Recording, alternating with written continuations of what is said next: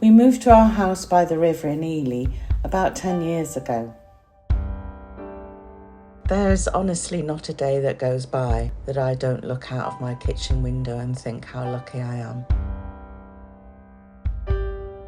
I'm always amazed when I look back at my development as an artist, how linked my environment is to the work that I produce.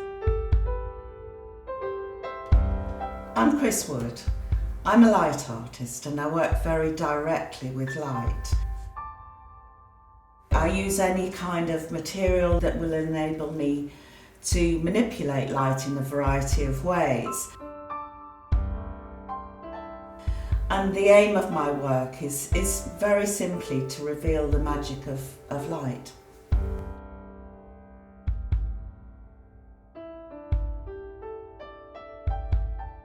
I always wanted to be an artist.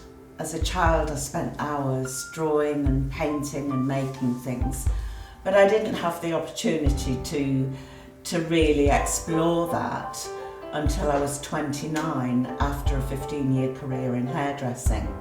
I went to university to study 3D design, and there my first project was to design a light fitting. And it opened my eyes to the possibility of working with light as a material. I like to work with low-tech materials because the work is all about physics. It's all about the physics of light. But I do work with dichroic, which is the most incredible description of the magic of light. And dichroic is a colourless material, but it has an optical filter on it which filters out wavelengths of light. So when white light hits it, certain wavelengths are reflected back as a colour. They're manifested as colours, and the remaining wavelengths pass through, creating two colours, which is what dichroic means. It's Greek for two colour. I was commissioned to create an artwork for Alnor Island.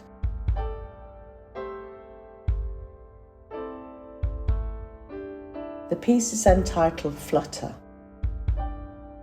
Flutter is a development from my murmuration works, which were inspired by an experience I had a few years ago when I found myself under a huge murmuration of starlings. Using rather crude video techniques, I developed a method of tracing the dynamic swooping lines of the birds in flight. Flutter pays tribute to the incredible migration of the painted lady butterfly. These are amazing creatures, and they use a kind of generational relay to achieve mammoth migration.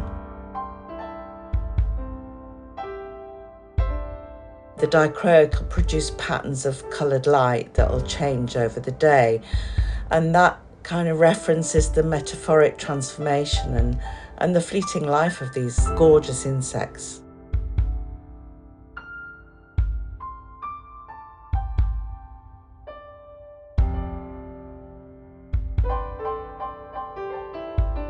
My exhibition, Liquid Light, at the Maraya Art Centre consists of a series of light interventions that play on the relationship between water and light.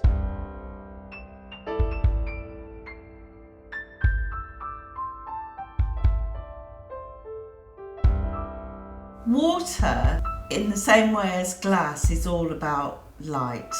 I mean, it is a liquid form of glass. And glass is a container of light. It manipulates light, but it does that in a predictable way when you've got flat glass. But when you've got water, it takes on the form of its container. With using water as an optical material, you've got much more opportunities to manipulate the light in different ways. And the two are inextricably linked, really. Water is all about light.